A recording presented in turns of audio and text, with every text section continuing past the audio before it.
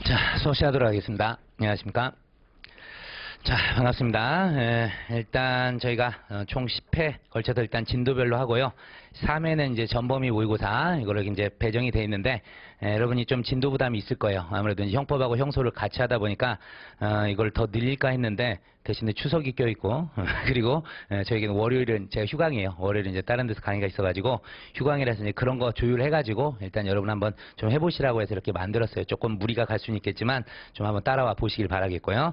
그리고 어쩔 수 없이 제가 이제 통합 문제를 만들다 보니까 진도 범위 내에서 사례는 죽어도 안 되더라고요. 사례는 죽어도 될 수가 없어가지고 어쩔 수 없이 이제 형소는 그래도 일단 그 범위 내에 넣습니다. 거의 다 이제 그 범위 내에서 걸리는 건 다 만들어냈어요. 근데 이제 형법 같은 경우에는 어쩔 수 없이 이제 진도를 벗어나야 돼요. 오늘도 일회 문제 얼마나 고심 끝에 딴 걸 냈겠습니까? 힘들었단 말이에요. 그래가지고 했던 거 좀 이해를 하시기 바라겠고.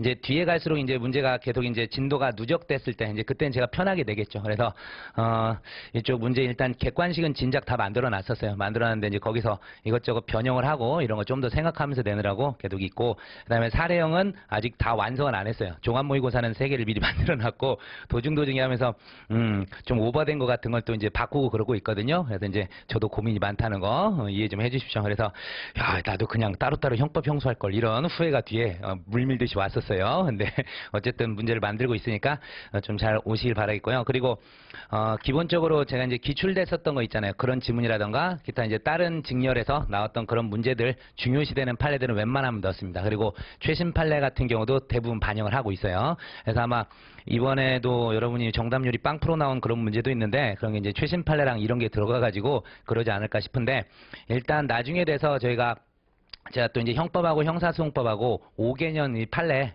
최신 판례 해가지고 한번 책을 지금 뭐 출판사랑 얘기를 하고 있어서 만들 겁니다. 그래서 그것도 한번 정리를 할 텐데, 어쨌든 최신 판례 중요성은 여러분이 잘 알고 계실 거예요. 특히 이제 형법, 형소는 기본적으로 최신 판례가 많이 등장하게 되니까 일단 최신 판례들 최소 5개년 정도 보면 제 생각에 5개년 보면은 반은 커버가 될걸요. 거의 지문상. 그러니까 나중에도 한번 좀 생각을 해보시길 바라겠고, 어쨌든 여러분들 하루하루 할 때 아직 이거는 모의고사입니다. 모의고사 때 좀 틀려보는 것도 괜찮아요. 이거 시험장 가서 이 정도 나오는 거 아니니까. 그리고 실제 시험보다는 약간 수준이 있는 문제들도 있으니까 너무 거기에서 이제 낭망하지 마시고 일단 미리미리 틀려보고. 제가 또 이런 거 객관식은 되게 좋아해요. 그래서 여러분들이 틀릴 만한 것들을 탁탁 건드리면서 괴롭히는 것들이 있으니까 그런 것 좀 주의 좀 하시기 바라겠습니다. 근데 문제를 위한 문제는 제가 배제하고 있어요. 꼭 이제 나올 그런 것들 하고 있으니까 잘 따라오시길 바라겠습니다. 일단 진도표는 이렇게 돼 있고, 오늘 문제는 어쩔 수 없이 주관식은 딴 게 나갔던 거 좀 죄송합니다. 앞에 형법에서 어쩔 수 없이 이렇게 됐어요. 오늘 내에서 뭐 낼 게 없더라고. 죽어도 없어. 그래서 뭐 그렇다고 법인 문제를 만들어서 낼 수는 없고 그래서 했던 거니까 이해하십시오. 일단 객관식 문제부터 보도록 하겠습니다. 객관식 문제 보시면, 자, 일단 첫 번째 문제부터 조금 힘드셨을 가능성이 높은데 그래도 많이들 맞추셨네. 자, 보겠습니다. 1번 지문에서 죄형법정주의 관련한 거, 일단 우리 문제 1번은 무조건 죄형법정주의입니다. 그리고 여기는 기본적으로 최신 판례들이 나오게 되는데 여기서는 일단 뭐 이것저것 많이 넣어놨는데요. 기본적으로 요새 판례가 쌓여있는 쪽이 소급표 금지 원칙하고 유추해석 금지 원칙, 이쪽에 대해서만 계속해서 최신 판례가 나오고 있습니다. 왜냐하면 기본적으로 우리가 이제 법률주의하고 명확성 원칙이 이제 사이사이에 있는데 그건 거의 일통해요. 그리고 이제 헌법재판소에서 수많은 위헌 판결이라든가 헌법 불합치 등을 때려줘가지고 지금 이제 대부분 개정이 됐어요. 그래서 법률주의라든가 명확성 원칙 쪽은 거의 나오지 않습니다. 그리고 이제 적정성 원칙 관련한 것도 여러분 어차피 헌법에서 배우시잖아요. 그런 쪽에서 이제 커버하시면 되고, 형법에서는 그것까지 열심히 내지는 않습니다. 그래서 두 가지 종류, 소급표 금지 원칙하고 유추해석 금지 원칙, 이쪽을 좀 신경 써서 보십시오. 답도 대부분 이 두 개에서 나오게 돼 있어요. 그래서 이것 좀 신경 쓰시는데 역시 저쪽은 최신 판례가 나옵니다. 답이 되는 거. 그래서 A에서 봅시다. 형벌법규는 그것이 시행된 이후의 행위에 대해서만 적용된다, 이렇게 되어 있는데 이게 바로 뭐예요? 소급표 금지 원칙과 관련된 얘기입니다. 그리고 B를 보시니까 범죄와 형벌을 형식적 의미의 법률이 아닌 명령 등의 규정에서는 아니 된다. 이게 바로 법률주의입니다. 법률주의. 예, 법률주의와 관련된 얘기가 되겠죠. 특히 이제 법률주의 관련해서 우리가 이제 포괄인 금지원칙 그쪽에 많이 쌓여 있는 거고요. 그 다음에 C를 보니까 범죄와 형벌을 규정하는 법률의 내용은 기본적 인권을 실질적으로 보장할 수 있어야 된다. 실질적 의미의 죄형법정주의 뭐예요? 적정성 원칙과 관련된 이런 문구가 되는 겁니다. 여러분 이제 보면서 문구 하나하나 보면서 바로바로 캐치를 하셔야 됩니다. 시험장 가서 우리가 공부하는 게 아닙니다. 시험장 가서는 문제를 푸는 거니까 미리미리 이런 거 대비를 하셔야 돼요. 그리고 이제 D를 보니까 형법은 구성요건과 그 법적 효과를 명확하게 규정하고 있어야 된다. 당연히 명확성 원칙이겠네요. 그 다음에 2. 법률에 규정이 없는 사항에 관하여 유사한 성질을 가지는 사항을 규정한 법률을 적용하는 것 금지한다. 유추해석 금지 원칙입니다. 5가지 일단 다 써놨고 판례 5가지 일단 넣어놨는데 기본적으로 이제 사법시험 같은 데서는 만약에 위에 A, B, C, D잖아요. 그럼 꼭 하나를 더 넣어요. 비읍까지 넣게 돼요. 그래가지고 하나를 좀 괴롭게 만드는데 일단 제가 참았습니다. 그래서 우리 시험 쪽에 이제 맞춰도 좀 냈는데 기억 보세요. 공공기관의 운영에 관한 법률 53조가 공기업의 임직원으로서 공무원이 아닌 사람은 형법 129조, 이게 뇌물죄 관련된 거죠.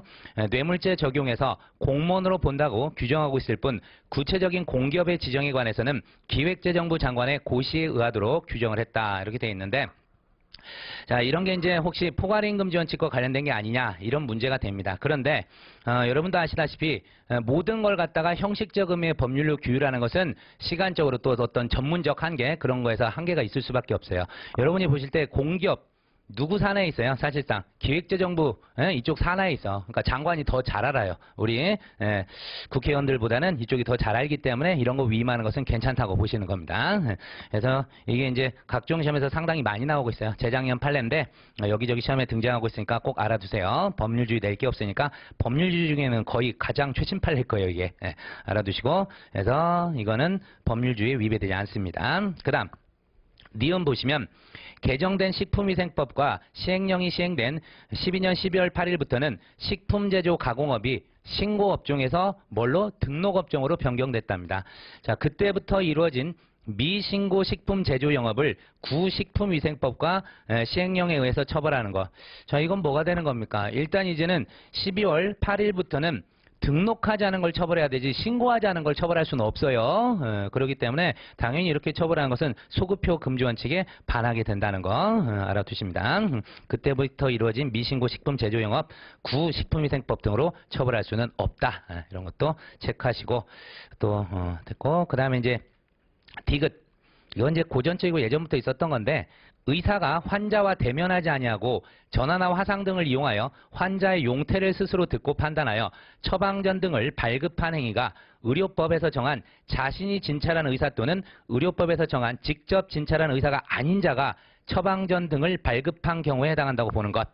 자, 이건 뭡니까? 우리가 의사라도 항상 우리가 직접 대면해서 촉진을 하고 이럴 필요는 없어요. 이게 바로 뭐예요? 전화로 문진한 거예요. 문진. 해서 충분히 이게 가능하잖아요. 전화해가지고 환자분 뭐 어디가 아프신데요? 했더니 뭐 배가 많이 아픕니다. 그래요? 그럼 명치 끝에 한 5cm 눌러보세요. 많이 아픕니다. 급체하셨습니다. 충분히 판단할 수 있어요. 이거는 의사가 직접 진찰한 걸로 봐야 돼요. 이 조문은 의사가 아닌 다른 돌팔이가 와가지고 이런 사람들이 대신 진찰하고 이런 걸 처벌하기 위한 것이지 이런 것까지 전화로 문진한 것까지 처벌한 규정은 아닙니다. 그래서 유추해석 금지 원칙에 반한다. 그리고 이제 리을입니다.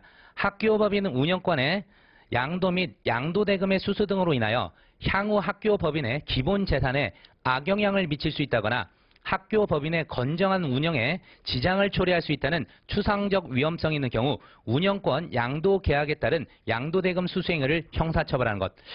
왠지 처벌하고 싶죠. 형사처벌하고 싶은데 이게 이제 나중에 배임수재하고도 연결된 사례예요. 사실은 배임수재죄에서 나온 판례긴 한데요. 우리 사립학교법에서 이러한 행위를 처벌하는 규정을 두지 않았어요. 그래서 우리 판사들이 대법원에서도 입법자들의 의사를 존중해서 객관적으로 봤을 때는 이거 좀 처벌해야 될 거 아니냐. 하지만 법에 규정이 없어요. 이러한 행위까지 처벌한다는 규정이 없는 것을 형법상의 배임수재까지 해가지고 처벌할 수는 없다고 했던 겁니다. 그래서 이 사안은 사실 여러 가지 걸리는데 일단은 우리 판례가 명문으로 명확성 원칙에 반하는 것으로 허용될 수 없다 그랬어요. 그래서 명확성 원칙과 관련이 있다는 거 체크하시기 바랍니다. 이게 2014년 나온 판례고 이거하고 유사한 판례가 또 하나 있어요. 그래서 이 사립학교법 관련된 거 우리가 이제 공부하느라고 시류를 파악을 못하고 있을지는 모르겠지만 한참 사립학교법 개정하려고 그랬잖아요. 이런 것 때문에 개정하려고 그랬어요. 사실은 이런 거 처벌하려고 했는데 다수당이 있는 훌륭한 당께서 반대를 하시는 바람에 할 수가 없는 이런 상황입니다. 그래서 이 판례 잘 기억해 두십니다. 자, 그리고 미음 보시면 국회에서 증언감정 등에 관한 14조 1항의 법정형을 형법상 위증죄 법정형보다 높게 규정한 거. 이건 결국은 뭐예요? 어떤 과잉금지 원칙 위반이 아니냐. 이런 거 따지는 거니까 당연히 적정성 원칙과 관련된 건데 생각해 봅니다. 우리가 형사재판에서는 해봐야 한두 명 처벌받냐 마냐 이런 거예요. 근데 국회에서는 나라 전체에 문제가 생길 수 있는 그런 겁니다. 당연히 높게 처벌해도 가능합니다. 적정성 원칙에 반하는 거 아닙니다. 이렇게 정리를 하시고 보기를 좀 귀찮게 해서 미안해요. 실제 시험은 그것보다 쉽게 나올 테니까 됐고 이렇게 이제 정리하십시오. 다 최신 판례들 넣어놨으니까 보시고 그 다음에 2번입니다. 소급표 금지 원칙 나오게 되는데 여러분들이 이제 소급표 금지 원칙 했었을 때 이제 둘 다 마찬가지긴 한데 적용 범위 관련해서 이것 좀 명확히 좀 잡아 두십시오. 소급표 금지 원칙이랑 유추해석 금지 원칙. 예. 자, 소급표 금지 원칙을 우리가 뭐라고도 부르죠? 형벌 불소급 원칙이라고도 얘기를 하죠. 그러다 보니까 적용 범위 자체가 일단 뭐 유리한 것 적용하지 않는다는 건 됐고 말씀드리고 싶은 게 첫 번째 그래요. 일반론부터 씁시다. 일반론 쓰고 갑시다. 일반론. 피고인에게 유리한 경우는 소급 적용 가능합니다. 이거는 우리 형법 1조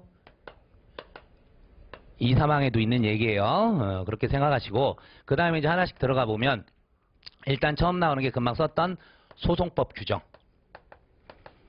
소송법 규정. 그리고 이제 주로 나오는 게 보완처분 관련된 이런 겁니다. 보완처분 관련된 건데 자, 형벌 불소급 원칙. 저게 뭐라고요? 범죄와 형벌 거기에다가 적용하는 거예요. 다시 해서 어디 실체법 영역에만 적용합니다. 그러니까 소송법 규정에 대해서는 동원칙을 적용하지 않고요. 보완처분도 당연히 이 형벌이에요? 아니잖아요. 형벌은 범죄 성립되고 처벌 조건까지 갖췄을 때 가하는 거고 보완처분은 뭐예요? 장래, 위험 방지 이런 거란 말이에요. 특히 구성개당성과 위법성까지만 갖춰도 보완처분은 가능합니다. 그렇기 때문에 이것도 동원칙 적용 대상이 아니에요. 근데 이제 우리 수많은 판례들이 있죠. 판례들이 있어가지고 뭐 다 기본적으로 보완처분 형식을 갖춘 거면 소급 적용해도 상관없다고 해요. 근데 예전에 어떤 특이한 놈 가정폭력 특별법상에 어떤 거 사회봉사명령 있죠. 사회봉사명령 여기에 대해서 우리 판례가 신기하게 얘를 실질적으로 신체 자유를 제한하는 형벌과 같다 이렇게 봐버렸어요. 그러니까 뭐예요? 소급표 금지원칙 적용을 하겠다는 얘기죠. 그래서 여기서는 이례적으로 소급표 금지원칙을 적용해버린 겁니다. 해버린 거예요. 그래서 나머지 것들은 다 뭐예요? 뭐 우리 집행유예 시에 과하게 되는 보호관찰, 그리고 뭐 신상정보 공개명령, 위치 추적, 뭐 전자감시제도 이런 거 다 뭘로 봤어요? 보완처분으로 봤어요. 그래서 소급표 금지원칙을 적용하지 않습니다. 그냥 소급 적용 가능해.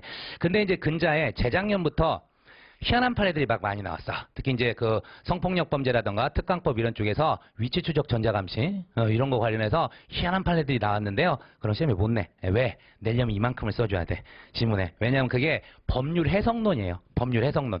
부칙과 관련된 해석 또는 그냥 만약에 A, B 두 개를 같이 규정했는데 얘는 소급 적용해도 된대. 그러니까 얘는 반사적으로 아무 말 없다는 것은 소급 적용하지 말라는 거잖아. 이런 대법원의 해석론을 몽땅 써놓은 거예요. 그래서 판례가 한 4-5개 되는데 그쪽 신경 쓰지 마십시오. 대한민국 어떤 시험에도 출제되지 않았습니다. 참고로 제가 강의하고 있는 게 사시, 변시, 법행 그 다음에 법무사 2차만 있고요. 법무사 그 다음에 이제 검찰 다 하죠. 경찰 뭐 하나 빠졌는데 경찰도 경찰 간부하고 일반 경찰까지 같이 한단 말이에요. 그래서 대한민국에 있는 웬만한 제가 소방직 빼고 다 할 거라마 웬만한 그 형법 객관식 문제는 주관식 문제랑 다 다루고 있어요. 그래가지고 그걸 이제 조류를 알고 있습니다. 시류를. 그래서 저도 원래는 문제 그런 거 넣었었어요. 근데 의미 없는 거예요. 시험에 나오지도 않는 걸 그걸 낼 수가 없다고. 제가 문제를 구성해도 지문 자체가 이만큼 돼요. 이런 걸 내? 절대 못 내지. 그리고 그건 해석론이야. 본질과 상관없는 거예요. 그래서 내지 못하니까 크게 걱정하지 마십시오. 뭐 내면 어떻게 하면 돼? 같이 틀리면 되니까 걱정 마십시오.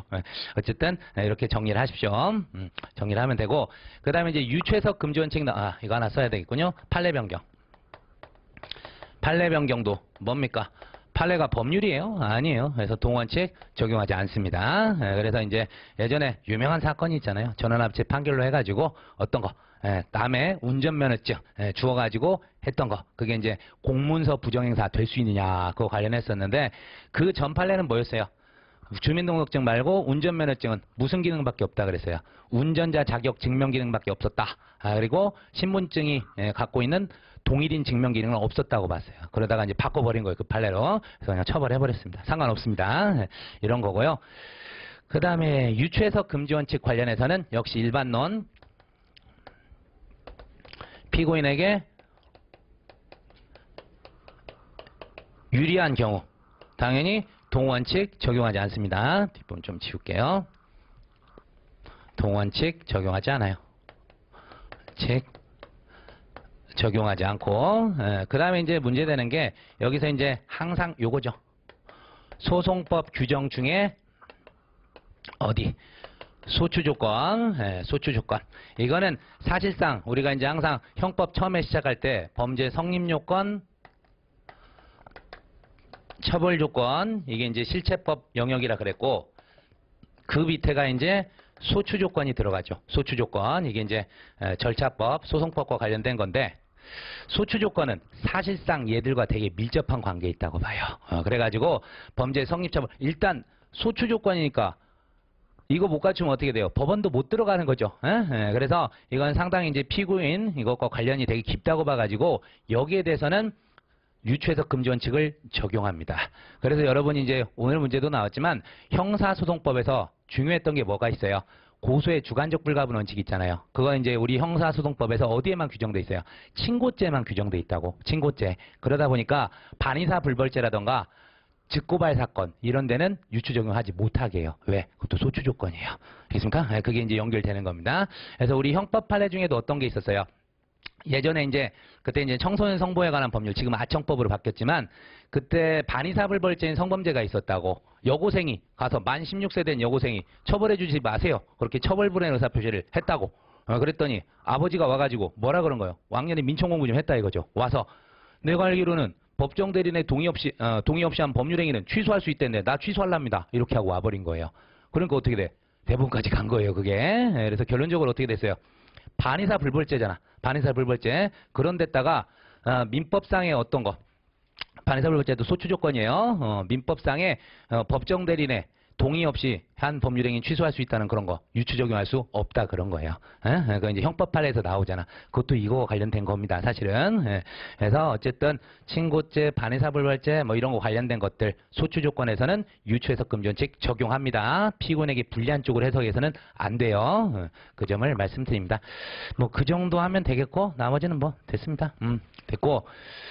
뭐 공소시효 이런 것까지 여러분한테 말하진 않을게요. 뭐 소급표 관련해서 헌법에서 배웠을 테니까.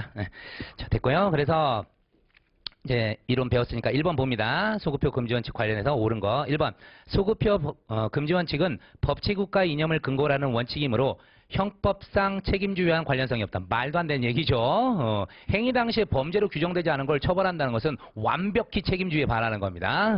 그 다음 두 번째, 무죄 판결이 확정된 후에는 새로운 증거가 발견될지라도 행위자를 처벌할 수 없도록 하는 것은 소급표 금지원칙의 한 내용이 된다. 이런 게 있는데 아니죠. 이건 뭐예요? 형사소송에서 우리 일사부재료 또는 기판력 때문에 인정되는 제도일 뿐입니다.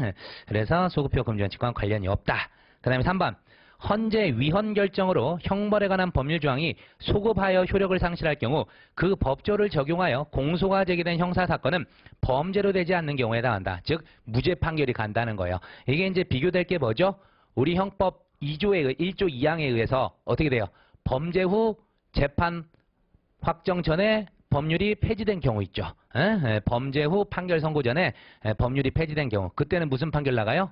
우리 형사소송법 326조 4호입니다. 확사공범 해가지고 면소 판결 사유가 되는 거죠. 면소 판결. 그거랑 항상 비교돼서 됩니다. 그래서 1조 2항일 때는 면소 판결. 그리고 위헌이나 험불일 때는 무죄 판결. 이런 거 가지고 장난 많이 치니까 속지 마시기 바랍니다. 순하게 내줬어요, 이번에. 됐고. 그 다음에 4번. 수급표 금지 원칙은 실체법인 형법뿐 아니라 절차법인 형소법에 적용된다. 틀렸다고요. 이런 거 적용